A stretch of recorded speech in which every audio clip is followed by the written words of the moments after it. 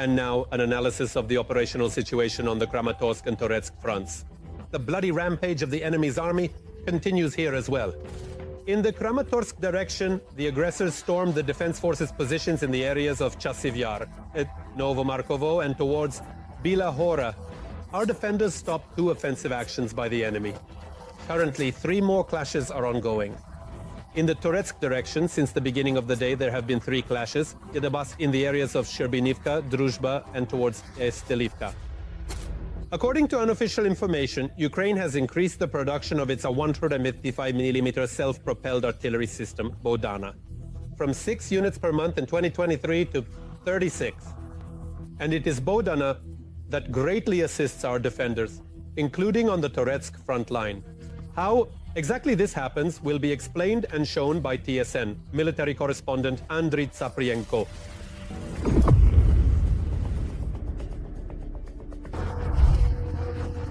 The domestic Bohdana system is currently stopping an infantry assault in Toretsk, and we need to have more of such weapons. Partners may be here today and gone tomorrow, say these guys. We can stand firm if we have our own, and it's hard to disagree with them. Fire. No, it's hard not to agree. It's convincing proof that the production of complex combat systems in Ukraine can be made widespread. I got used to this wonderful gun. We already know absolutely everything about it. At the time of the invasion, there was only one prototype of the domestic 155mm system. Fire. And over the past year, Ukraine made 154 guns for the military, and now produces more than 20 Bohdanas per month. As of now, this is the highest rate of artillery production in Europe. We need to produce both ammunition and weapons. As practice shows, partners may be here today and gone tomorrow, and we won't have anything to shoot with.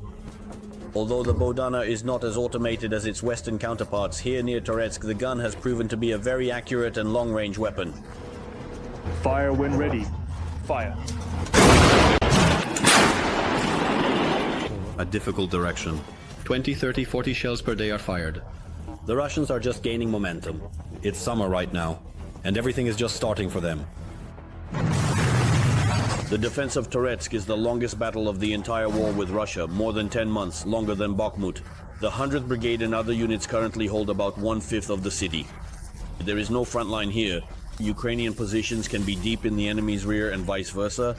In Toretsk itself, the enemy has lost more than 15,000 soldiers.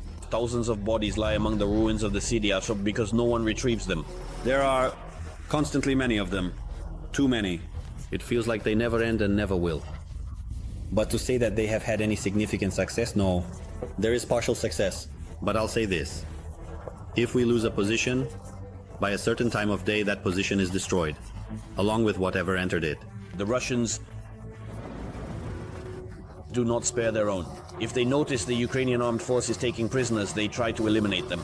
Ukrainian artillery and drones cut off all roads for the occupiers, but the Russians do the same. Most of the attacks occur when entering and exiting Toretsk. The Toretsk direction remains one of the most intense.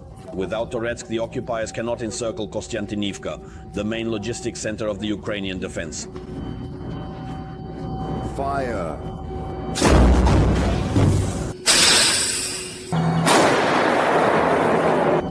Therefore, there is a lot of work for Ukrainian artillerymen here. The commander of the American Paladin unit of the 100th Brigade is convinced that even in the era of drones, artillery has not lost its relevance, especially in Toretsk. Is artillery still relevant? Yes. Yes, it remains relevant because it covers the infantry. Artillery is artillery. It's indispensable as well. You can't quickly suppress an assault without it. FPV strikes more precisely, but we can deliver a massive strike, completely covering a certain area. Every voice matters. Join our community, support independent journalism and help us bring you the truth from Ukraine.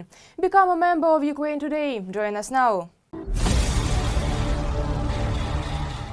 And now, an analysis of the operational situation on the Lyman and Kharkiv fronts. Russian world here continues to destroy, kill, and maim here as well. On the Lyman front, the invading army carried out 17 attacks on Ukrainian positions. In the areas of Nadezhda, Yampolovka, Kolodyazy, and towards Grikovka and Zelenaya Dolina throughout the day. 7 battles are ongoing. Our soldiers are steadfastly holding the defense and inflicting losses on the enemy. On the Kharkiv front, the defense forces repelled 2 enemy attacks near Volchansk and towards Novovasilievka.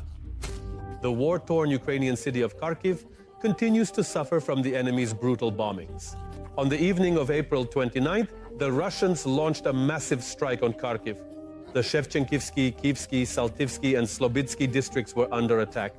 Apartment buildings and private homes, a medical facility, and civilian infrastructure were damaged.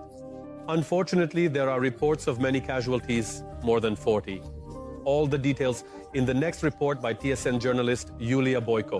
The night in Kharkiv was loud. This is the Slobitsky district of Kharkiv, just one of the areas where Russian drones caused destruction.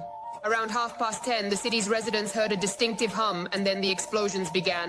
A drone hit directly into the wall of an apartment building. One of the 15 drones launched by the Russians towards Kharkiv landed here. The alarm signal came almost after the explosions.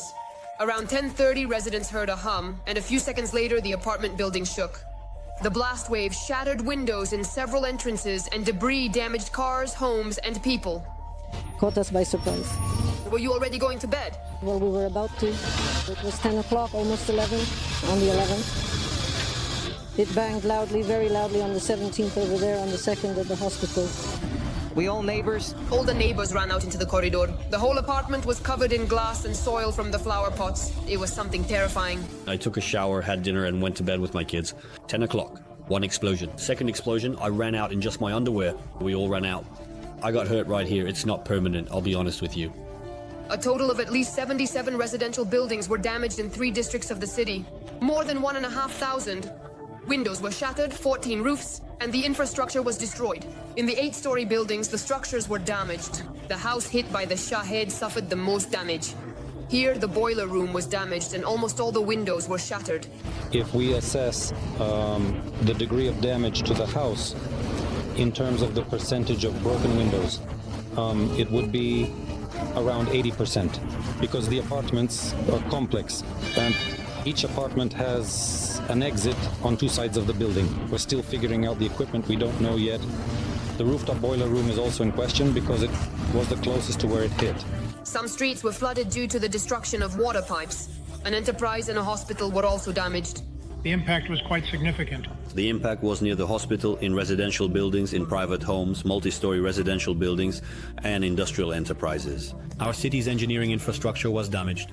The medical facility was damaged because a Shahed hit near it. Windows were shattered. Fortunately, none of the patients or doctors were injured. It is already known that Russia launched at least 15 Geran-2 drones at Kharkiv. 5 districts of the city were affected. There are reports of 47 injured. Among them are 2 children and a pregnant woman. Assistance points for the victims are already being set up at the impact sites. Psychologists, medical personnel, and public services are still working here.